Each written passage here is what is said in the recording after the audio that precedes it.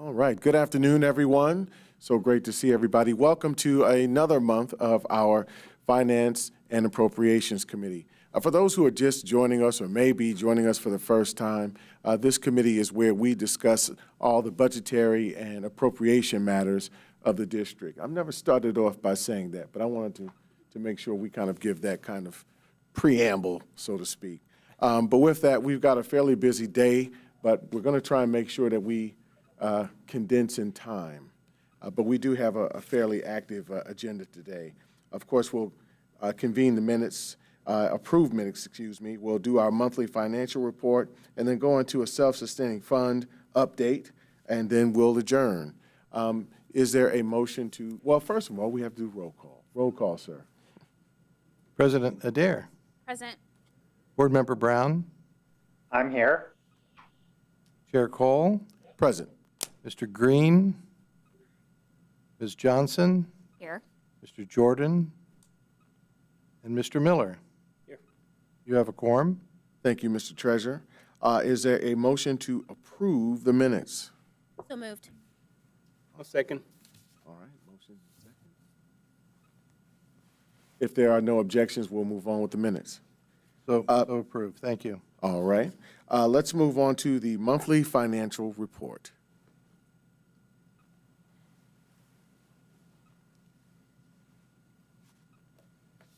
Okay, thank you, Chair Cole. The good news is, unlike the quarterly report that I did to the board meeting, and I got the blue screen of death on my computer midstream, I have both an electronic and a printed version this time, so this should go smoothly. Your wife will be proud. My wife will be proud, yes. She'll be satisfied. This is the monthly report for April, the 10th month in the fiscal year. The good news here is we're very much on plan, and any of the variances have been incorporated into the 5-year forecast, which I presented to you and then to the board, and the board is scheduled to approve that 5-year forecast at their next meeting, I believe on the 17th. So this is just this is great news. Again, we're on plan. So for the month, revenues in April were about $2.9 million below plan on $30 million received for the month. And that was all related to state aid coming in under plan as anticipated. Expenditures were $1.2 million over plan on $84 million expended in the month. And pretty much all the expenditure lines but one are running about $100,000 to $300,000 over plan year to date. And you can take a look at that in the write-up that in the MD&A that I provide you. Fiscal year to date total revenue, that is about 2.5% above plan at $19 million above plan, and expenditures are 1.2% above plan at $7.7 million above plan year to date. When we look at some of the major categories of revenue, there was no material activity for property taxes. I think there's about $38,000 in some residual manufactured home tax probably that came in, but nothing material. State aid, $2.8 million under plan this month, about $3.5 million under plan last month. You may or may not recall, but we in the plan just forecasted an equal amount for state aid through each month. And given how state aid has been calculated and paid out, it was anything but equal every month. So the fact that we are either under plan or over plan on a monthly basis is merely timing. At this point, though, I'm looking at the year-to-date number for state aid of, $142, almost $143 million. And if we receive the same amount for the next 2 months we received in April, we should receive another almost $22 million and hit close to 165, actually 164.7 million in year-to-date revenue. In the forecast in May, I had 164.1, so I'm within 600,000 between the forecast now and what we know or think we know today. There's 168.8 in the plan, and so I think we'll probably run about 4.1 million under year-to-date. So really, really close to being on plan in terms of state aid. One of the things I will point out is that in June, we're going to have an adjustment of, I believe, it's about $5 million. At least 5 million, correct. Yes. About $5 million, because ESSER is going to pick up the cost of 3 days of Wellness Week back in November. So we've been making sure that that qualifies. We've been making that calculation, and we'll make that adjustment at the end of the year. So that could help here and drive personnel costs and overall costs a little bit more under plan. So for other revenues, again, other revenues, as you can see, are driven by pilots. They're 6.1 million above plan year to date, up a little bit from last month where they were 5.7 above plan. Again, pilots, as I mentioned during my forecast presentation, are going to be a thing of the past. We just recently had a meeting about that to talk about strategies to address that. No change in other financing sources. And so you can see there that other local revenue about 7.2 million above plan, and all others about $1.9 million under plan year to date. On the expenditure side, we've got expenditures, personnel, and everything else. About 1.2 million over plan for the month. Year to date variance now is under, I believe it's under plan, 5.8 million. And the non-personnel, all the other categories, running about 13.5 million above plan. So when we look at those items, you can see that there's a kind of a mixed bag of over and under. Purchase services moved a little bit closer to plan, but they're still running $1.9 million under plan. Supplies and material over plan again this month. They're up to almost 5 million above plan. Capital outlay likewise, just slightly this month more above plan at 2.8 million year to date. And other uses, which is the farthest bar on the right, which looks like the biggest variance, which is about an $8 million variance. It remains at that $8 million variance this month. And remember, in there is that 4.1 million transfer to the PI fund. And as I mentioned earlier and somewhat out of place, we'll have that expenditure adjustment for personnel in June, which will change the picture a little bit. But all in all, when we're talking about 800, 900 million in revenue and expenditures of 5 million, $2 million movement one way or the other, pretty small percentage variances there when it comes to how we're going to end the fiscal year. So that's it for the month of April, and I'll answer any questions that you have if there are any. Thank you very much. Thank you, Mr. Treasurer. Are there any questions at this point in time?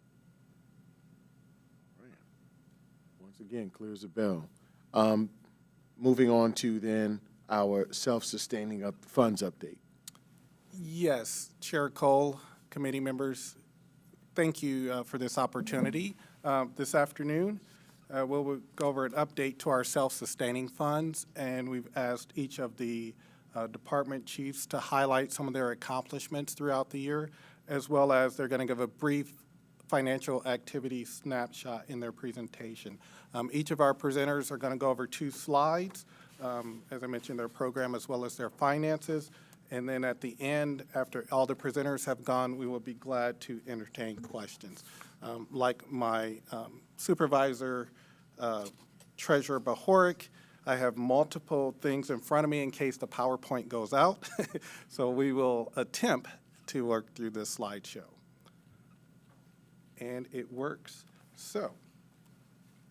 Our self-sustaining funds are headed by Mr. Brown, Mr. O'Reilly, Dr. Baker, and Mr. Wertman. Today they will be presenting, with the exception of Mr. Riley, who's currently at a professional development conference. In his place, we asked Mr. Reese to step in. So as with all our district initiatives, our self-sustaining funds support our district priorities. And so during their presentation, they will show their alignment to the priorities, how it's being supported, as well as provide some highlights throughout the year as far as their accomplishments. With that, first up, I'm going to turn the mic over to Mr. Joe Brown, who's going to give highlights in regards to food service. Good afternoon. Good afternoon, Chief. Chairman Cole, members of the committee. Again, my name is Joe Brown. I'm the Director of the Office of Food Service. Back to our district priorities for just a second. We know and like to think that we contribute to all those priorities, but two of the ones where we think we have the most direct impact is really that whole child focus. We know and we take to heart that a well-nourished child is better prepared to learn in the classroom. We all know personally that I don't know if any of you skipped lunch today, but if you did, Treasurer Behorik's presentation might not have been as engaging. But so a well-nourished child is better prepared to learn in the classroom. Also, equitable opportunities for all. Unfortunately, we live in a community where different students have different access to meals and nutrition. So by making sure that they have that same opportunity to start the day right, every one of our students, we give them the same opportunity to learn in the classrooms. So just wanted to share that for a second. As far as food service goes, 4 points I'd like to touch on real quick is first, this year we've had to be very flexible.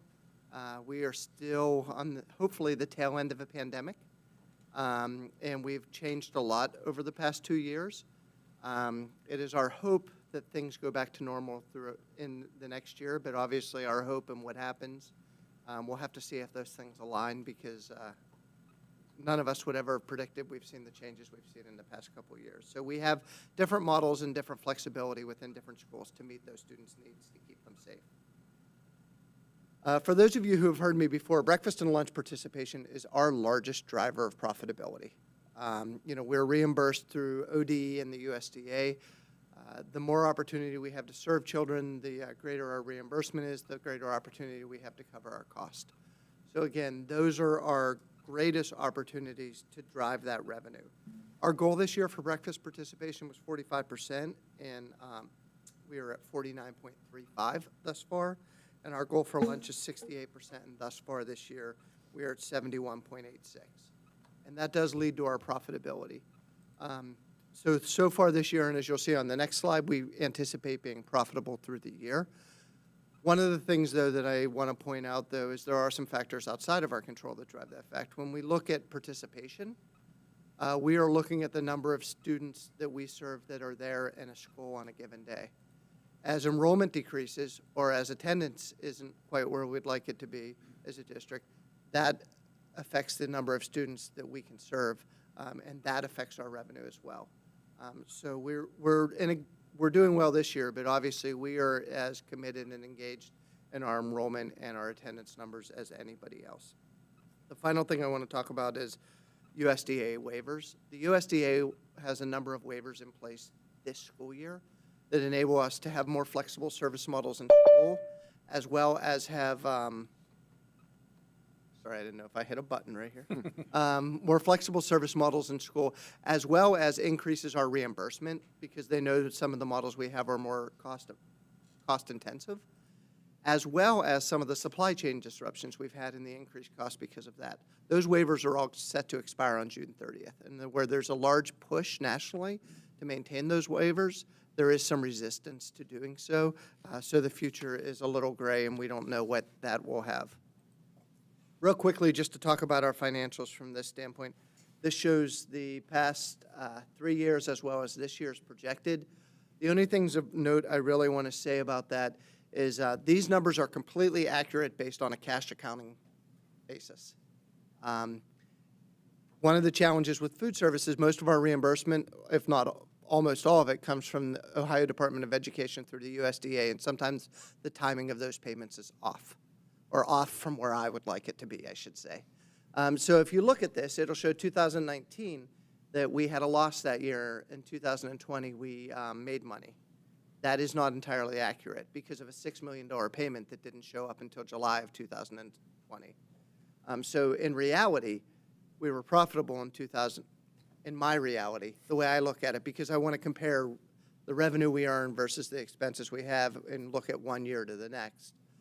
So in 2019, we were profitable. In 2020, we did lose a little bit of money. 2021 is accurate, though. We lost about $11 million through the pandemic because of decreased participation.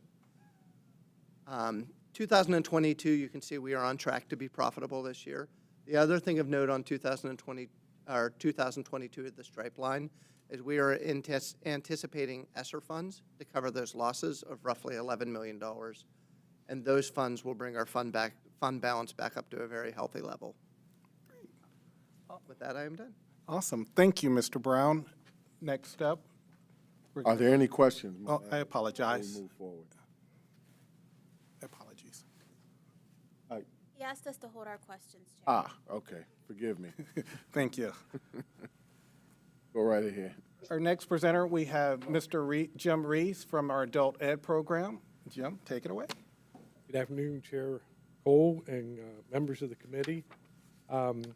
Adult and community education is really committed to priority 3, strong learning communities, and specifically with developing additional career technical education pathways that are aligned with our industry needs and student interests. Our Aspire program has been around since 1967.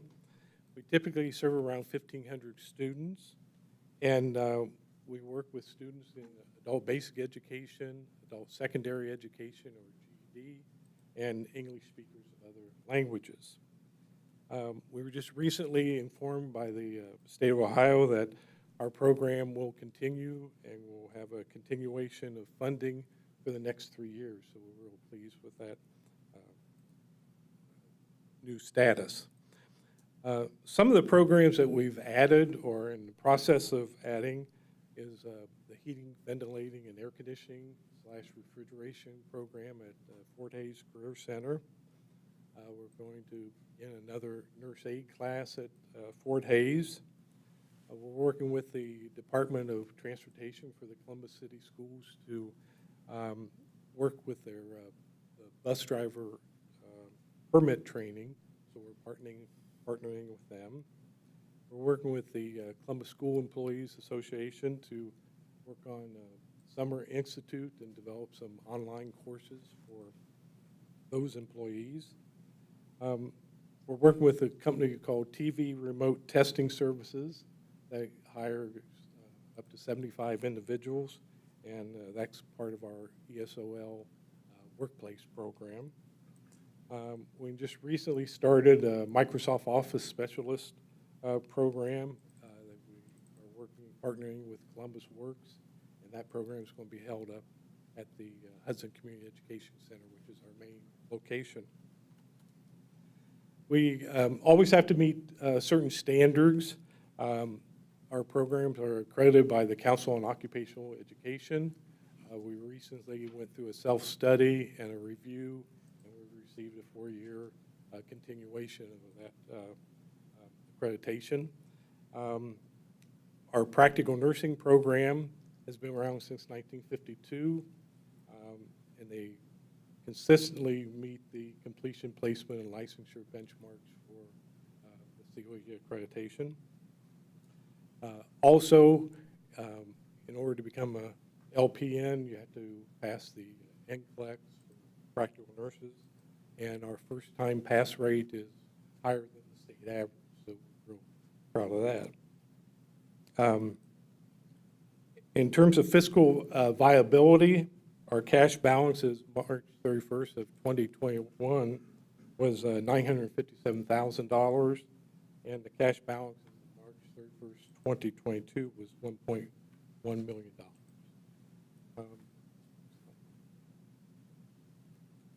This slide shows our budget over the last few years, and each year the revenues have been greater than the expenditures, and the projected fiscal year 2022 cash balance should be $1.1 million.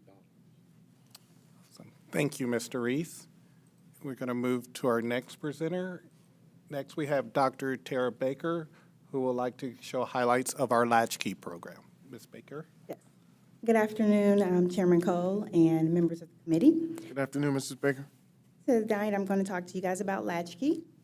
So we have 4 core goals in Latchkey: providing quality before and after school care, promoting the social, emotional, physical, and intellectual development for children, fostering a positive self-image for our children, well, actually 5, and establishing a good rapport with teachers, children, parents, and building administrators.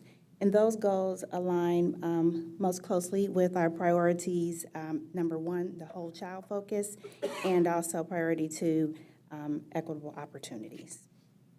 We currently have approximately 650 students in kindergarten through 8th grade participating in our Latchkey program. We have 21 teachers and 26 instructional assistants, and we have 21 sites. Although this year we did fourth quarter we had to close Scottwood because of staffing and enrollment, but we were able to move those children to Berwick, so they still were able to receive services. And we anticipate having Scottwood back open for next school year. So when we look at our Latchkey revenue, in 2019, which is pre-pandemic, we were able to have our revenues exceed our expenditures. And then in 2020 and 2021, we had the pandemic, and you can see that that was no longer possible. However, for 2022, we have ESSER funds, and so those ESSER funds will then put us back in the green, and we have those ESSER funds for the next 3 years. So we'll receive $2.1 million for the next 3 years, and then that will put our program back in the green, and hopefully enrollment will increase as we move out of pandemic into endemic, I suppose. All right, thank you. Last but not least, we have Mr. Scott Wortman to give us a quick update on the Wcbe program. Mr. Wortman. Thank you. Good afternoon. I'd like to start with a brief update on the implementation of the transformation plan for Wcbe, which aligns with our priority areas of whole child focused and authentic engagement. As you may recall, in March, I presented a plan that is built around 3 guiding principles: amplify, connect, and sustain. At Wcbe, we want to amplify student voice and community-driven programming. We want to create a meaningful two-way connection between our students and the radio station. Finally, we want to create a sustainable business model where the district can see an academic return on its investment. Since presenting the plan, we've wasted no time in getting started on the implementation, including getting approval from the Board of Education for legislation to purchase a new automation system that will allow Wcbe to transform into a full 21st century digital on-air source for music and announcements. The automation system will free up time for staff to work with community partners, educators, and students to create new locally driven programming. We expect installation of the system and training for early this summer. We are also evaluating paid programming for next year's budget cycle to ensure that what we air serves the new mission of the station. And lastly, we are focused on establishing revenue goals for membership, underwriting, and grants, which includes growing our relationship with the Corporation for Public Broadcasting and identifying potential underwriters for new community-driven programming. The implementation of our plan has been greatly enhanced through our continued relationship with WAPS-FM, The Summit in Akron, and station manager Tommy Bruno. Just yesterday, we had a CCS team spend the day in Akron to tour the Summit facility and learn more about their operational efficiencies, business strategy, internship program, and more. So here you see the year-to-date projections for fiscal year 2022 from the Budget Office. I'll note we have had a successful fundraising efforts recently, generating more than $175,000 in revenue since December. This includes the spring fund drive that raised $83,000 and saw more than 600 patrons donate to our public radio station. On the expenditure side, we expect a significant decrease in the coming years with the streamlining of the station operations and reduction of paid programming. In March, we showed you a 5-year budget projection for Wcbe that accounts for continued investment into the station by the district, but at a lower projected total than in previous years. As part of our implementation plan, we will continue working on a sustainable business model that streamlines the operations of the station and provides an academic return on investment for the district. Thank you. Thank you, Mr. Wortman. At this time, Chair Cole, committee members, we thank you for this opportunity to share our self-sustaining funds. Can't say that too fast. And we would like to entertain any questions at this time. Thank you for the presentations. Are there any questions at this point? Mr. Brown, do you have any questions? I do not. I have some questions. Yes, Mr. Dare. I have some questions for everyone but Scott. First, I want to say all four of these programs are actually some of my favorite programs in the district. They are so essential to a lot of what we do. I personally participated in lots of these. I'm excited that you are all self-sustaining or getting there. And that's even the best part. So I'm going to start with food service, and I'm wondering, you mentioned a loss of participation. I'm wondering if you have identified why that was, and if it has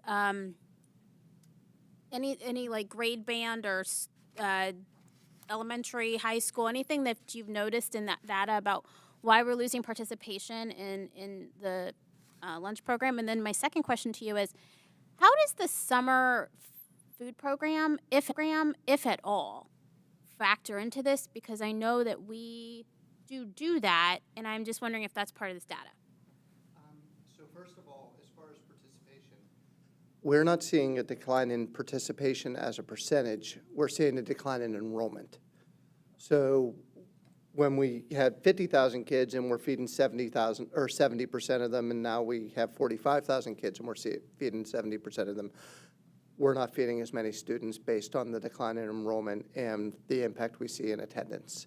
That's our biggest driver of our number of meals served per day, as opposed to a participation percentage.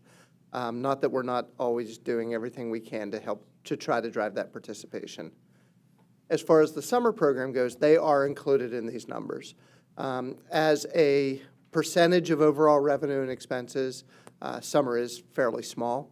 And for those of you who don't know, we partner with Columbus Parks and Recreations during the summer.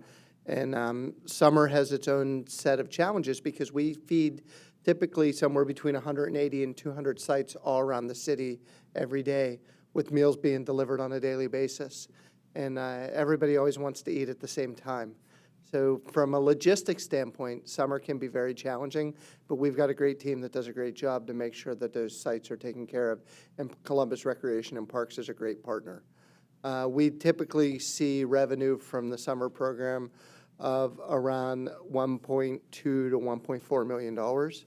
So in the whole scheme of things, it's a smaller revenue source, but still very important to be able to take care of our kids in the summer when they may not have the same opportunities to get meals. You're very welcome. Can I ask him a question before he leaves, and then you can? Yes, Up here. Yes, Since sir. you're up there.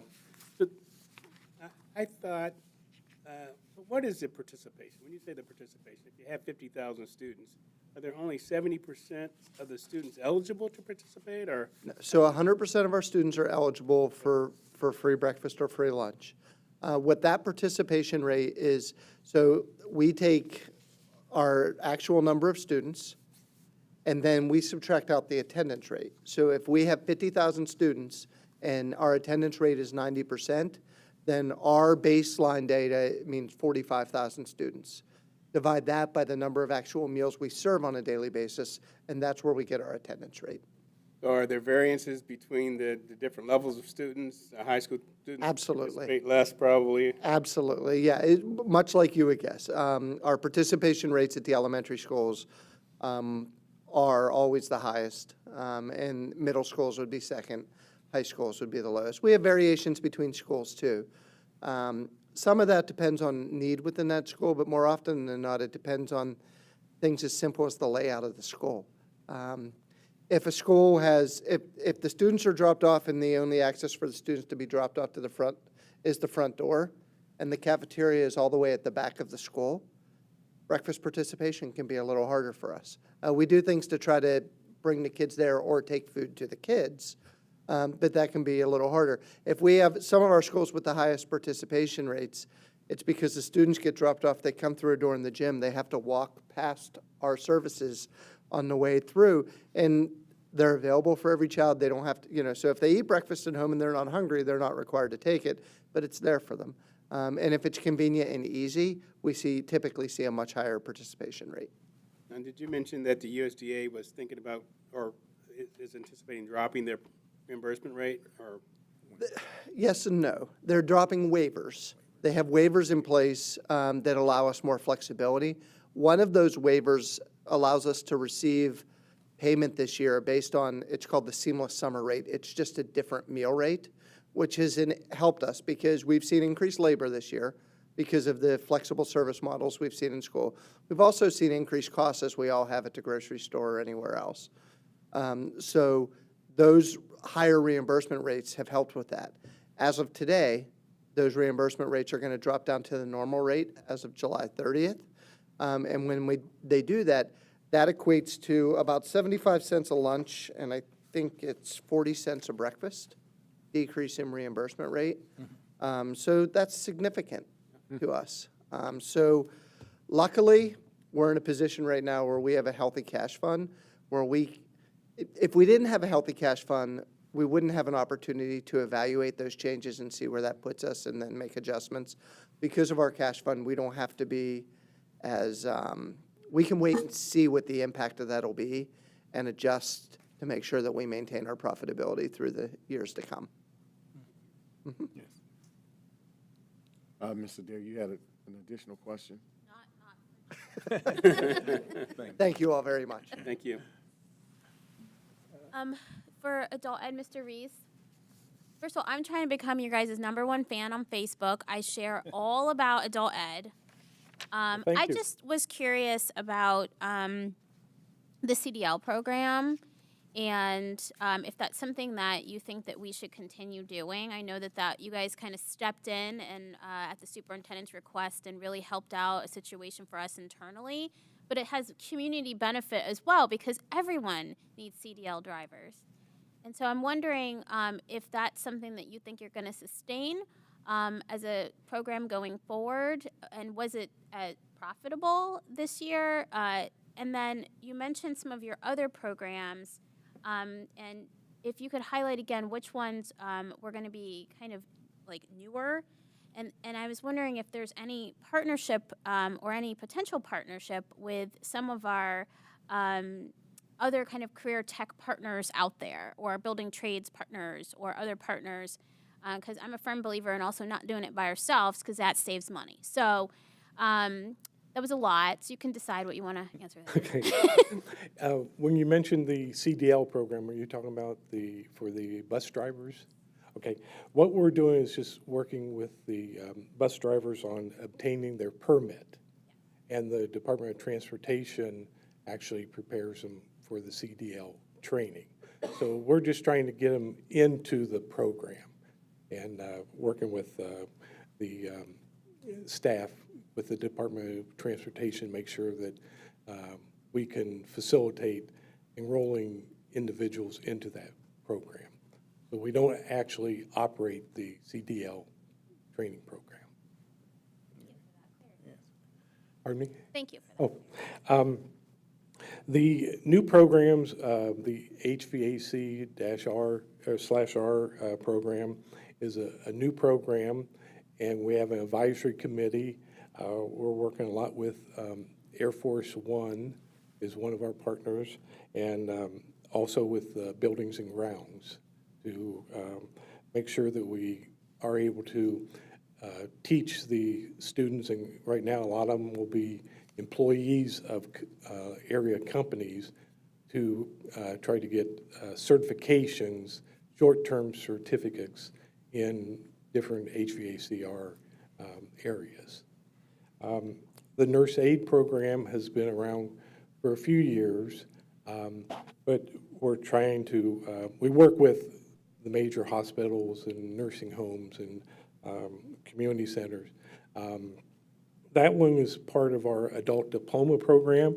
So now in Ohio, there are numerous options to get the high school diploma, and if they pass the Wcve and a certification test, which would be the state tested nurse aid examination. Then they will get a high school diploma issued by the state of Ohio. We're working with an organization to conduct a phlebotomy technician program. They'll be doing the training at that organization, and then we'll be working with them on getting the clinical experience for that. And then with the school employees, the Columbus School Employees Association, those are going to be online courses. We have funding that's available to be able to offer online courses for their employees. I think did that answer all your questions? That's great, thank you. Okay. I have a follow-up Yes. to that. She did mention building and trades. Are you in the works of doing something there, or is construction thought of, or do you have any partners there? We don't have any plans right now. We're trying to get the HVAC program off the ground. Our main concern, or not concern, but issue is trying to find a qualified instructor because we really need somebody who's really good in order to teach, especially with those career technical education programs. A lot of the students are going to be, or participants are going to be already working in the field, and this is to try and upgrade their skills in that. I do have a, Interesting. Sorry, that's interesting you say that. I mean, we have some great instructors in the high school career tech program. The problem sometimes is it's going to be in the evenings, so they're Right. working all day, absolutely. and, it's hard to work, that's like a 10-hour day in that. Correct. Is there a liability about combining because it's students and adults? We have tried You don't have to answer that. That's a I don't know if it's a liability. question for somebody else. But We've tried that in the past, and sometimes it's just hard to get adults into the secondary students into that schedule. It's just difficult to do. It wouldn't, I wouldn't be opposed to it. It kind of makes sense in using your resources really efficiently. it could allow the students to have internships during the day if they all took classes at night. Yeah, good suggestion. Just thoughts. Yep, I thank you for the work you're doing with our 22-plussers. With that in mind, you've mentioned some areas where you're looking entrepreneurially, CDLs, so on and so forth. What about IT? You mentioned MOS, Microsoft Office Specialist. Are we looking in other spaces?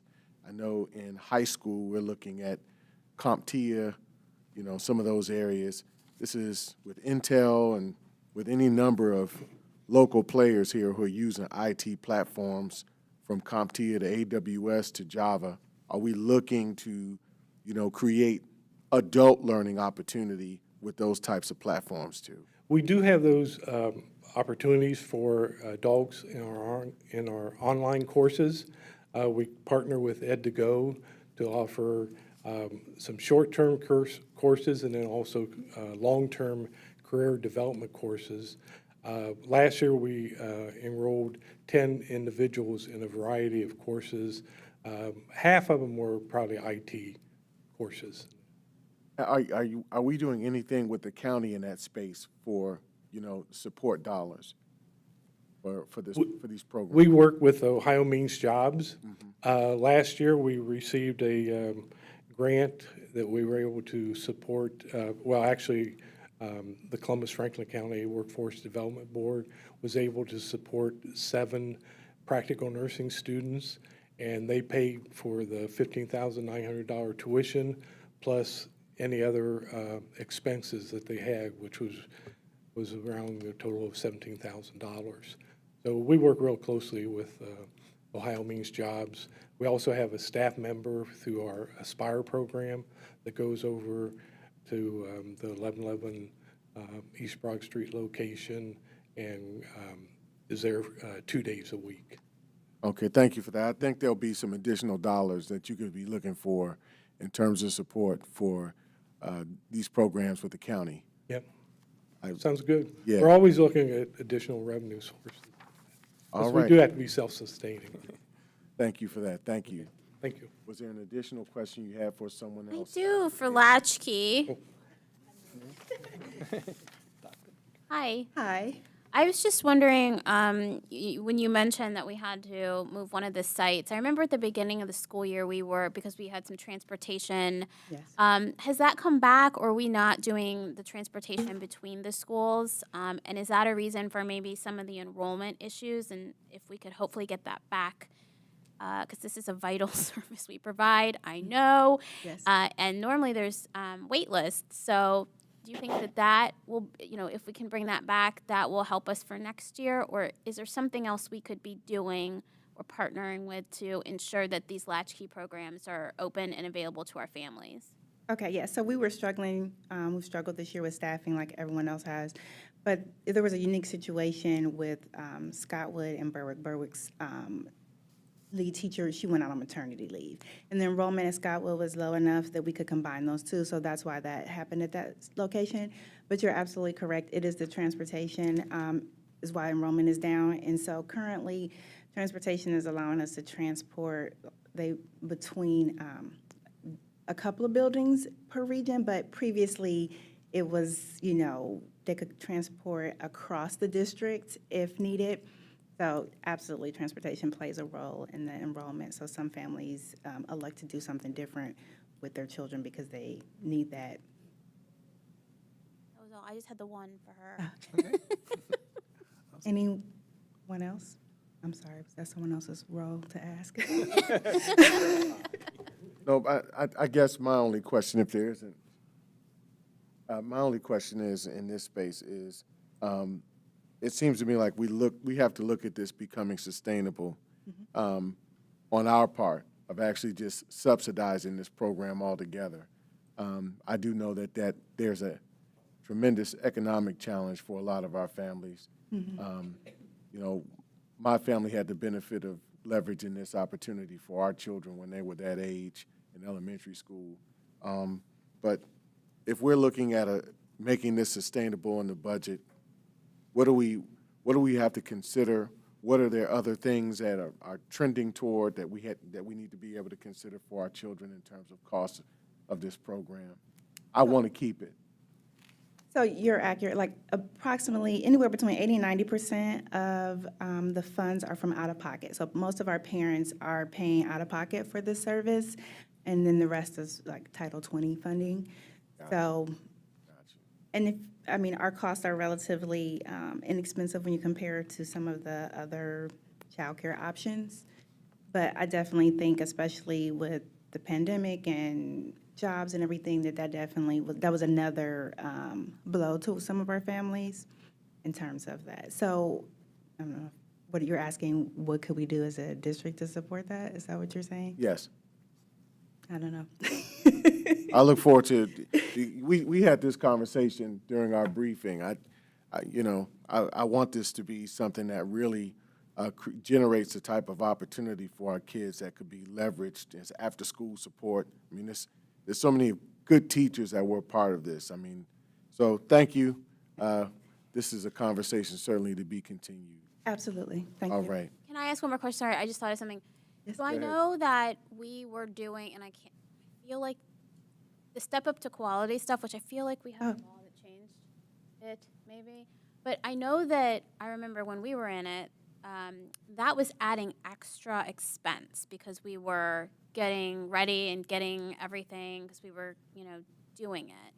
Are those expenses still part of, or was that kind of a one-time expense that each of the latchkeys? Because it was things like they had to have enough in certain types of toys, right? Because it's the daycare standard when they're coming in and doing the evaluation, and they had to have centers, and they had to have these teaching models, and they did amazing because we were hitting the high step up to quality marks. We are. Mm-hmm. But we had to get all that stuff. So is that something we're still doing?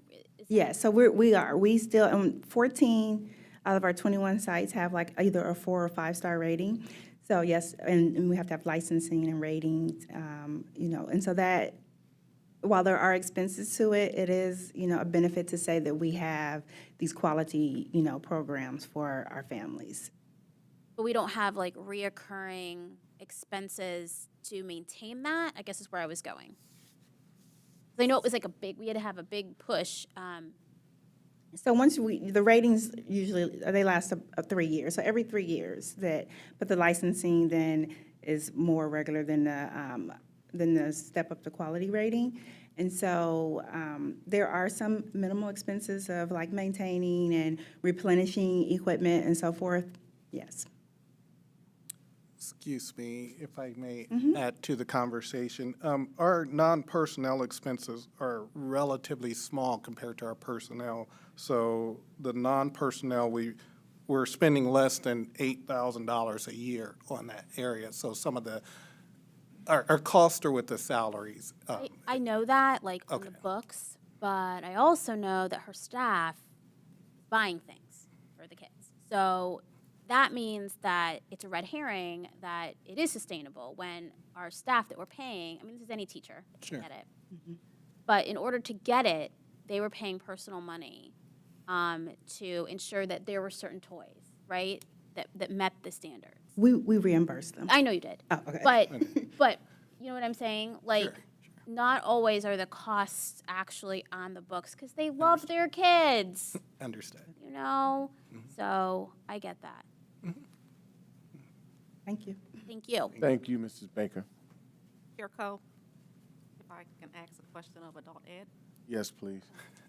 and I don't think I need to come back up. Was there any COVID funding received for adult ed? I apologize, I'm unable to hear you.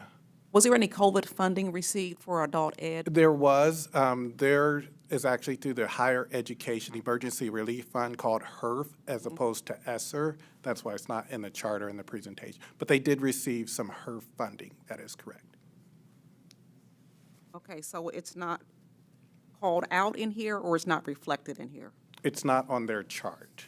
We highlighted the ESSER reimbursements on here, but we did lose revenue in our adult ed as well during the COVID pandemic, and that was replenished through HERF within 2021. All the other charts, we have not gotten the ESSER yet on our books, and will be there by the end of 2022. Okay, thank you. You're welcome. Thank you. Thank you for Should that it be question. reflected in the chart? I know it's not, but is that something we can get audited on in that program like we can ESSER? This chart, if I can go back here. This chart was within the fiscal year, and so in 2021, of that $2.1 million reflected in the blue line, we did receive, and I don't have in front of me the exact number, but we did receive HERF money. So the audited records for 2021, we just completed the audit, so it has no impact on the audit, whether it's in this chart or not. The emphasis on the other charts was to show that in previous years, we received a loss that is being recouped in this year, and that's why, that's why we wanted to highlight it with the stripes to highlight the differentiation between the actual revenue this year versus the ESSER reimbursement this year. So that's the only differentiation. Are there any additional clarifying questions? All right. If there aren't any, I'm sorry. Member Brown? Did you hear me? No, I did I've not. got a question. Go ahead. Oh, no problem.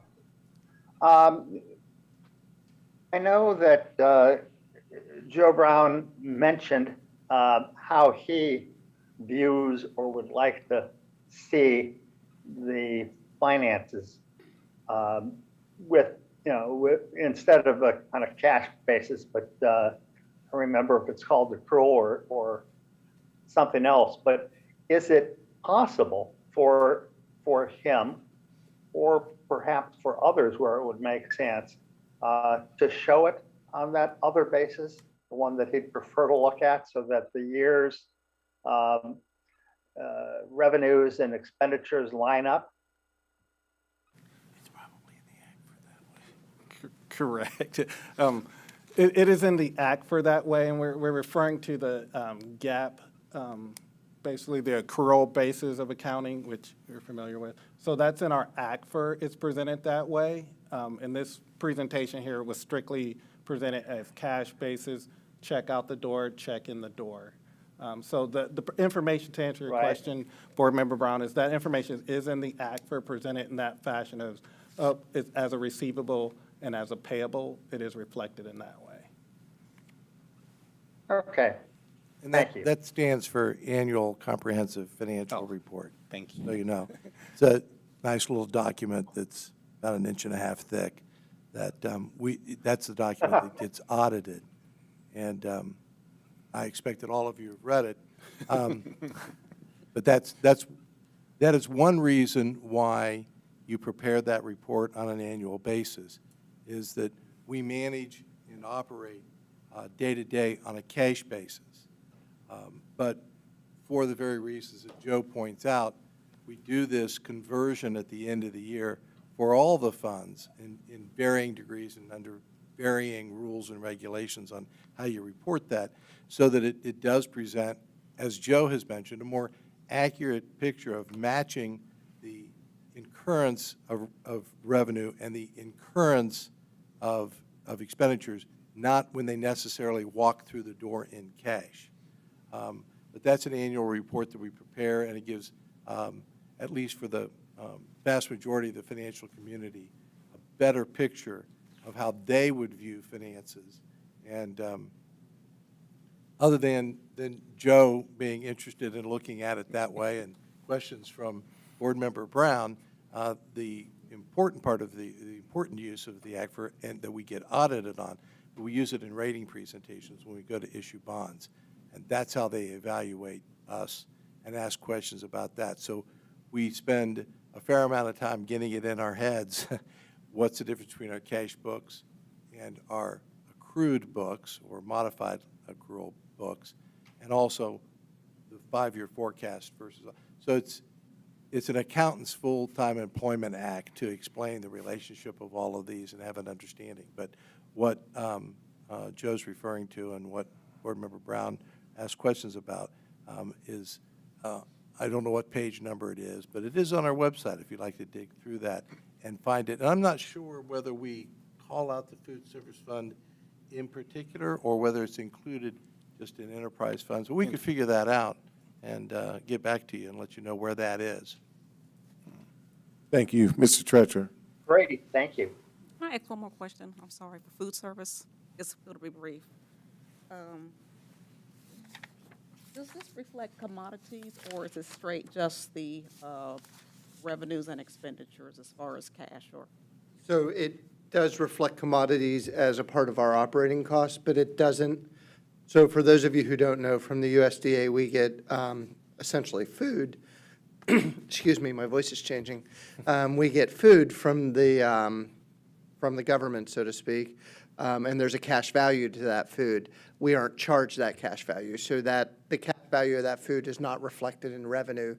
It's reflected in essentially expense reduction because we didn't have to purchase that food. okay, thank you. All right. So before we call for adjournment, Mr. Treasurer, you mentioned earlier that our pilots program would be ramping down. And again, for those who are aware or aren't aware, this is a big hit to us. This is about a $15 million per annum loss that we will experience in our payments in lieu of taxes strategy because of what was passed by the legislature and the governor in that of House Bill 126. So I hope that those conversations that you have had thus far about strategies to, recoup some of those lost dollars that we don't even, by the way, have a crack at due process to receive in a court of law. We want to make sure that, and I want to assure the public who are watching, who are even aware of this, that they know that we're working towards trying to identify some more entrepreneurial ways in which to recover those tax dollars. So thank you for that. If there aren't any additional comments, I call for motion to adjourn. So moved. Second? All right. If there's no objection, we will adjourn. Thank you. Thank you. Thank you.